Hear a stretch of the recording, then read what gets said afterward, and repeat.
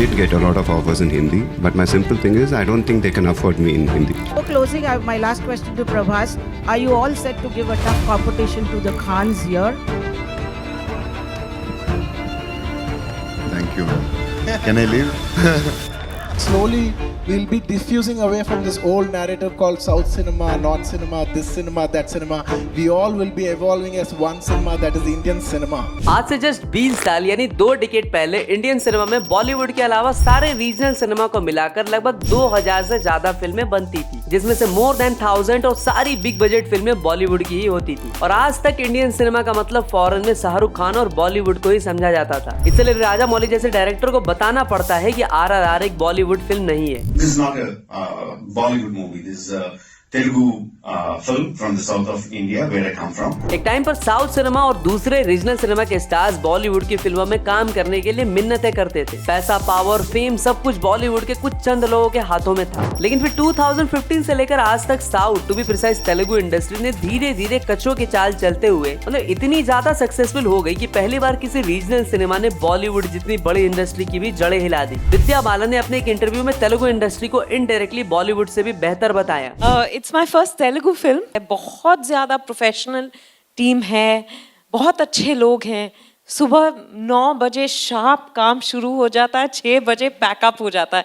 ये एक्सपीरियंस मेरे लिए बहुत अनोखा है। और ऐसा नहीं था कि बाहुबली जैसी फेनोमिनल तेलुगु फिल्म के बाद ही इन्हें इतनी पहचान मिली, बल्कि इससे पहले भी चिरंजीवी, बालाकृष्ण जैसे स्टार्स भी हुए जिन्होंने कभी अमिताभ बच्चन से भी ज्यादा चार्ज किया। लेकिन पिछले कुछ सालों में तेलुगु सिनेमा ने ऐसा क्या किया कि आज वो बॉलीवुड से भी एक बड़ी इंडस्ट्री बन चुकी है, जिसकी रिसेंटली आई कल्कि जैसी फिल्म पर 600 करोड़ फूंक दिए जा रहे हैं। जहाँ बॉलीवुड के प्रोड्यूसर्स बैंकेबल खान्स पर भी 200 से 300 करोड़ खर्च करने पर भी सोच रहे हैं, तो वही प्रोड्यूसर्स तेलुगु स्टार्स की फ्लॉप फिल्मों पर 700 करोड़ फूंक दे रहे हैं। तेलुगु से राजा मौली के अलावा वांगा जैसे डायरेक्टर्स बॉलीवुड हीरोज को 900 प्लस करोड़ की फिल्में दे रहे हैं। प्रभास के अलावा रामचरण, जूनियर NTR, अल्लू अर्जुन, देवराकोंडा जैसे तेलुगु स्टार्स की फैन फॉलोइंग नॉर्थ रीजन में वाइल्ड फायर की तरह तेजी से फैल रही है। तो क्या आने वाले कुछ सालों में तेलुगु इंडस्ट्री पूरी तरह से इंडियन सिनेमा को टेक ओवर कर लेगी और क्या बॉलीवुड का नामो निशान मिट जाएगा? जानेंगे इन सारे सवालों के जवाब इस शॉर्ट एनालिसिस वाली वीडियो में। तो बॉलीवुड के डूबते टाइटैनिक को देते हैं साउथ की रॉयल क्रूज का सहारा। तब तक आप वीडियो को लाइक कर दो, वरना मैं याद दिलाऊंगा दोबारा। तो चलिए आपको कुछ पॉइंट्स से बताते हैं कि क्यों आने वाले कुछ सालों में तेलुगु सिनेमा का डोमिनेशन पूरे इंडियन सिनेमा में होगा। सुपरस्टार्स, देखो दुनिया की चाहे कोई भी फिल्म इंडस्ट्री हो, उनको अपनी मूवी सेल करने के लिए एक सेलिंग पॉइंट चाहिए ही होता है। जैसे कि हॉलीवुड इंडस्ट्री की सेलिंग पॉइंट होती है फ्रेंचाइज मूवीज और सिनेमैटिक यूनिवर्सेस। तो वही अपने इंडियन सिनेमा की बात करें तो इंडिया में मूवीज को प्रमोट और सेल सुपरस्टार्स के नाम पर किया जाता है। और सलमान खान जैसे सुपरस्टार्स की फिल्म को लोग आंखों पे पट्टियां और कानों में रुई डालकर भी देखने पहुंच ही जाते हैं। और सलमान के फैन से भिड़ना मतलब गांड फाड़ के मरना।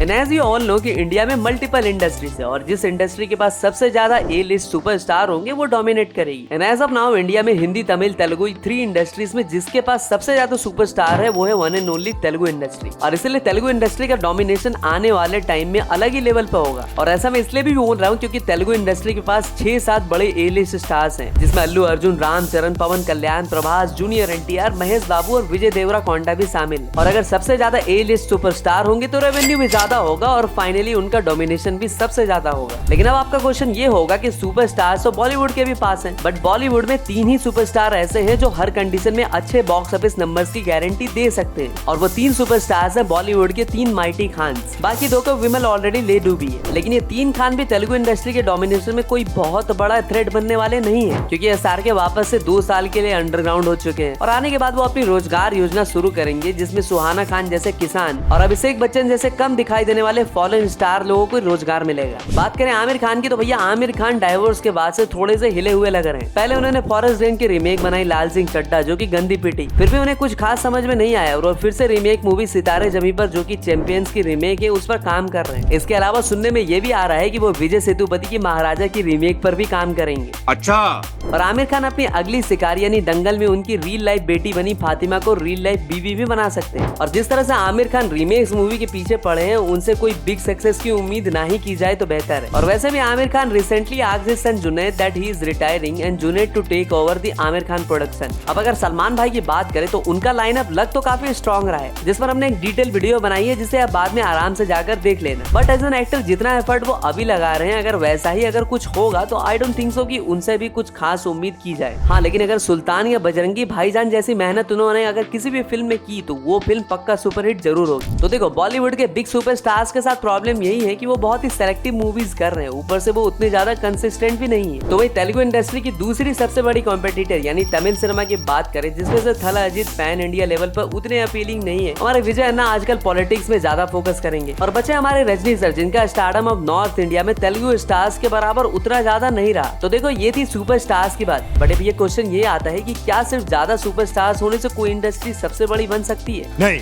तो ये बात बिल्कुल ही गलत है, क्योंकि किसी भी इंडस्ट्री को अगर डोमिनेट करना है तो उस इंडस्ट्री को बड़े सुपरस्टार के साथ साथ एक और चीज की जरूरत होती है, और वो चीज है तेलुगु इंडस्ट्री के पास, जो की है क्रेजी बैच ऑफ डायरेक्टर्स। बात करें तेलुगु इंडस्ट्री के क्रेजी बैच ऑफ डायरेक्टर्स के बारे में, तो ये भैया जी लोग वर्ल्ड क्लास सिनेमा बनाने के लिए फेमस है, जैसे कि अपने राजा मौली, जिन्होंने RRR और बाहुबली जैसी ग्रैंड मूवी बनाई और अक्रॉस द ग्लोब अपने काम का लोहा भी मनवाया। इवन बाहुबली के मेकर्स ने भी लिटरली रिस्क से इश्क नहीं बल्कि टूरू लव किया और 400 करोड़ का लोन तक लिया, वो भी 24% ब्याज पे। और इसी साल आई नाग अश्विन की इंडिया की पहली माइथो साइंस फिक्शन कल्कि का ही एग्जाम्पल ले लो। इस फिल्म ने भी एक नया बेंचमार्क सेट कर दिया। और इसके बाद फिर आते हैं झूठे फेमिनिस्ट की कह के लेने वाले इंडस्ट्री के most brave director Sandeep Reddy Vanga. और इनके अलावा भी काफी अच्छे डायरेक्टर्स हैं तेलुगु सिनेमा के पास, जैसे त्रिविक्रम, शेखर कमूला, प्रशांत वर्मा, सुकुमार एक्सेट्रा, जो तेलुगु इंडस्ट्री के लिए मेजर एसेट हैं। और इनमें से कुछ डायरेक्टर तो ऐसे हैं जिनका स्टारडम पैन इंडिया लेवल पर बड़े बड़े सुपरस्टार से भी ज्यादा है। पहले आप तो समझ ही गए होंगे कि मैं किन की बात कर रहा हूँ। यू आर एब्सोल्युटली राइट, हम SS राजा मौली की ही बात कर रहे हैं। और SS राजा मौली के ही पद चिन्हों पर संदीप रेड्डी वांगा भी चल रहे हैं। और आई थिंक आने वाले टाइम में नाग अश्विन की भी फैन फॉलोइंग काफी ज्यादा होगी, क्योंकि कल्कि जैसी एक फिल्म के बाद आज पैन इंडिया में लोग नाग अश्विन को जानते हैं। तो देखो, ये बस तेलुगु डायरेक्टर्स थे, बट शॉकिंग बात पता है क्या है? दरअसल बाकी इंडस्ट्री के बिग डायरेक्टर्स भी तेलुगु इंडस्ट्री या तेलुगु स्टार्स के साथ काम करना चाहते हैं, जैसे कि कन्नड़ा डायरेक्टर प्रशांत नील, जिनकी 2 big upcoming movies Telugu superstar Prabhas और NTR के साथ ही आएगी। तो वही तमिल स्टार डायरेक्टर शंकर, इनकी नेक्स्ट फिल्म गेम चेंजर भी एक तेलुगु सुपरस्टार के साथ ही आने वाली है। और जब बात पैसे छापने की हो तो भैया बॉलीवुड कहाँ से पीछे रह सकता है? तो बॉलीवुड के भी बड़े बड़े स्टूडियोज लाइक YRF और धर्मा भी तेलुगु स्टार के साथ कोलैबोरेट करने के लिए लालायित है। अब देखो भैया, उगते सूरज को हर कोई सलाम करता है और भागते हुए शेर पर हर कोई आंख मूंद के पैसे लगाता है। तो देखो, तेलुगु डायरेक्टर्स तो तेलुगु एक्टर्स को प्रेफर करते ही हैं, साथ ही साथ बाकी इंडस्ट्रीज के बड़े बड़े डायरेक्टर भी तेलुगु सुपरस्टार्स के साथ काम करना चाहते हैं, क्योंकि अयो बॉक्स ऑफिस पे बिग सक्सेस मांगता है तो तेलुगु स्टार्स को फिल्म में लेना पड़ता है जी। और यही वो चीजें जो तेलुगु इंडस्ट्री को इतनी ज्यादा अपीलिंग बनाती है। तो अब तेलुगु इंडस्ट्री की इस अनरियल ग्रोथ का क्रेडिट किसे दिया जाना चाहिए? तो ऑफकोर्स राजा मौली को भाई। आखिरकार सब इन्होंने ही तो शुरू किया। इन्होंने 3 तेलुगु एक्टर्स को सड़क से उठाकर पैन इंडिया सुपरस्टार बना दिया, और आने वाले टाइम में एक्टर से स्टार बनाने वाली मशीन का इस्तेमाल महेश बाबू के लिए भी करने वाले। मतलब आपको भी लग रहा होगा कि राजा मौली अगर नहीं होते तो शायद तेलुगु सुपरस्टार का इतना भौकाल नहीं होता। तो देखो, कुछ हद तक ये बात सच भी है, लेकिन पूरी तरह से सच नहीं है, क्योंकि इसका बीज बहुत पहले ही डाल दिया गया। जब अमिताभ बच्चन पूरे इंडियन सिनेमा पर रूल कर रहे होते हैं, तो उसी टाइम पर एक ऐसा तेलुगु स्टार भी आता है जिसका क्रेज और हाइप बहुत ज्यादा होता है। इवन प्रोड्यूसर उसको अमिताभ बच्चन से भी ज्यादा फीस ऑफर करते हैं, और वो सुपरस्टार होते हैं रामचरण के बाबूजी चिरंजीवी। तो देखो, कुछ तेलुगु स्टार पहले भी बिग डील थे, बट मीडिया उनको इतना भाव नहीं देती थी, और सोशल मीडिया नाम की चीज भी नहीं थी उस टाइम पे, जिसकी वजह से लोग उनके बारे में उतना अवेयर नहीं हो पाते थे। लेकिन अब जो क्वेश्चन तुम्हारे दिमाग में आना चाहिए वो ये है कि तेलुगु सिनेमा अचानक से इंडियन सिनेमा को कैसे डोमिनेट कर लेगी? एक टाइम पे जो तेलुगु सिनेमा तमिल सिनेमा से भी पीछे थी, वो कैसे इंडियन सिनेमा को डोमिनेट करेगी? तो चलिए इस बात का जवाब भी देता हूँ, वो भी प्रूफ के साथ। Number 3, success story of Telugu cinema. आज के टाइम पर तेलुगु सिनेमा बॉलीवुड से इजीली कम्पीट कर रहा है, बट एक टाइम भी था जब तेलुगु सिनेमा तमिल सिनेमा से भी पीछे थी, और 2013 वो आखिरी साल था जब तमिल सिनेमा तेलुगु सिनेमा से आगे रही थी। उस साल का अगर annual box office gross collection बताऊं तो वो था तमिल इंडस्ट्री का 1120 करोड़ और तेलुगु इंडस्ट्री का बस 869 करोड़। उसके बाद फिर 2014 आया जब तेलुगु सिनेमा तमिल इंडस्ट्री से आगे निकल गई, और 2014 से लेकर 2024 तक मतलब लगातार तेलुगु सिनेमा तमिल सिनेमा से आगे रही। लास्ट ईयर तमिल इंडस्ट्री के बड़े सुपरस्टार विजय और रजनी सर ने भी अपने अपने कैरियर की बिगेस्ट हिट तो दी, जिसमें एक थी लियो जिसका कलेक्शन 600 करोड़ के लगभग था, तो वही दूसरी रजनी सर की जेलर जिसका कलेक्शन ऑलमोस्ट 700 करोड़ था। लेकिन इतनी बड़ी दो हिट देने के बाद भी लास्ट ईयर भी तेलुगु सिनेमा सबसे आगे रही थी। अगर 2013 के एनुअल बॉक्स ऑफिस कलेक्शन की बात करें तो तमिल सिनेमा ने 1961 करोड़ का कलेक्शन किया, तो वहीं तेलुगु सिनेमा ने 2265 करोड़ का। अब आपको एक बहुत ही ज्यादा शॉकिंग बात बताऊं, जिसको सुन के तमिल सिनेमा के फैंस थोड़े से नाराज भी हो सकते हैं, और वो बात ये है कि 2014 की अब तक की फर्स्ट हाफ की जो टॉप 10 हाईएस्ट ग्रॉसिंग फिल्में हैं, उनमें से एक भी तमिल फिल्म नहीं है। इस लिस्ट में टॉप 3 पर 3 तेलुगु फिल्में शामिल है, जिसमें कल्कि, हनुमान, गुंटूर करम है। तो उसके बाद 3 मलयालम मूवीज भी आती है, जिसमें Manjummel boys, the goat life और आवेशम है, और बाकी 3 फिल्मों में बॉलीवुड का नंबर आता है विद फाइटर, शैतान एंड मुंजिया। तो जहाँ तमिल सिनेमा एक टाइम पर तेलुगु सिनेमा से काफी आगे थी, तो वही इस साल तेलुगु सिनेमा के वो आसपास भी नहीं है। और भाई 2021 ही वो साल रहा जब तेलुगु सिनेमा ने हिंदी सिनेमा तक को बीट कर दिया। उस साल बॉलीवुड का डोमेस्टिक बॉक्स ऑफिस ग्रॉस जहाँ 717 करोड़ था, तो वही तेलुगु सिनेमा का 1118 करोड़। तो भाई 2021 एक हिस्टोरिकल ईयर भी था, क्योंकि इतने सालों में ऐसा पहली बार हुआ था जब कोई रीजनल इंडस्ट्री ने बॉलीवुड को बीट कर दिया हो, और ये किसी भी रीजनल सिनेमा के लिए एक बहुत बड़ी अचीवमेंट थी। ये बात अलग है कि बॉलीवुड ने वापस से कमबैक कर लिया, जहां बॉलीवुड ने लास्ट ईयर 5000 करोड़ से ज्यादा कलेक्शन किया, लेकिन इस साल लग रहा है कि तेलुगु सिनेमा फिर से डोमिनेट करेगी, क्योंकि अभी सेकंड हाफ में बड़ी बड़ी तेलुगु इंडस्ट्री की पैन इंडिया रिलीज बाकी है। मतलब देख रहे ना विनोद, एक टाइम पर साउथ की 4-5 इंडस्ट्री मिलकर भी बॉलीवुड को पीछे नहीं कर पाती थी, तो वहीं आज अकेली तेलुगु इंडस्ट्री ने बॉलीवुड का वुड तक चॉप कर दिया है। वैसे तो बड़बोलापन, फैन को कूटना, मीडिया को गरियाना, माल फूकना, आज बॉलीवुड को लोग फिल्मों से ज्यादा इन चीजों के लिए ही जानते हैं, लेकिन तेलुगु सिनेमा के महेश बाबू ने भी एक बार काफी एरोगेंट वे में बॉलीवुड की फजीयत कर दी थी।